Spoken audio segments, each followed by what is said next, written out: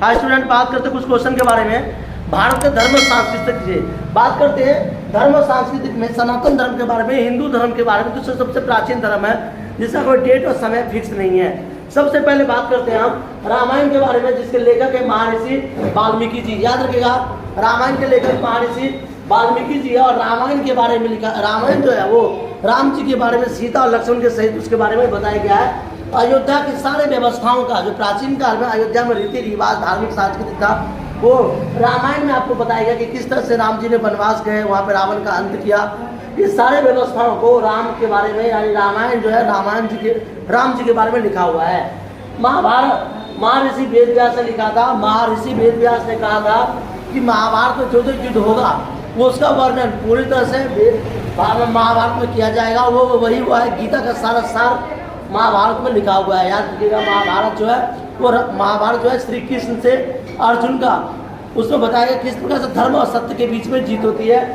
मनुस्मृति एक हिंदू साहित्य पुस्तक है जिसमें हिंदू रीति रिवाजों के बारे में, ब्राह्मण, वैश्य, क्षत्र, शूद्र, ये चार जो जाति होती है उनके बारे में बताया गया। मनुस्मृति में सारे धर्म अनुष्ठान, जाति अनुष्ठान का वर्णन किया गया। मनुस्मृति के लेखक है, याद रखिएगा, सुमति भावर्ग। याद रखिएगा, सुमति भावर्ग, यानी भावर्ग जो है एक लेखक है, सुमति भावर्ग, और ये मनुस्मृति के लेखक है। कई बार आए हैं क्वेश्चन, समाज में वर्ण कितने प्रकार थे? 4 प्रकार के थे, ब्राह्मण, क्षत्रिय, वैश्य, शूद्र। सभी को धर्मों और कर्मों के आधार में बांटा गया था। प्राचीन काल में जिसका जैसा काम था वैसे उसको बांटा गया था।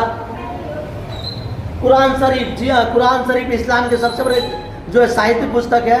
और कुरान शरीफ के जो लेखक है वो है जैद बिन साहिब। याद रखिएगा, जैद बिन साहिब। और अबू बकर ने इसको लिखा है। याद रखिएगा, अबू बकर जो इनको लेखक है। उसके बाद आता है बाइबल, जो ईसा मसीह के जितने भी शिष्य थे। बाइबल का कोई लेखक नहीं है। ईसा मसीह के जितने भी शिष्य थे वो लगभग 40 लोगों ने मिलकर के बाइबल को लिखा है। तो बाइबल जो है ईसा मसीह के बारे में, ईसा मसीह के, यीशु मसीह के बारे में लिखा गया है।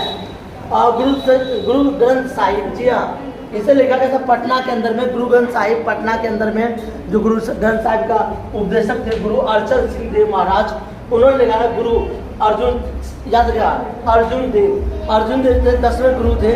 और गुरु गोविंद सिंह जी भी उनके सारे साहित्य पुस्तक से मिलते हैं। तो गुरु गोविंद सिंह के बारे में सारा लिखा गया है। और याद रखिएगा, गुरु ग्रंथ साहिब जो है गुरु गोविंद सिंह के बारे में लिखा हुआ है। जय हिंद, जय भारत, जय माता।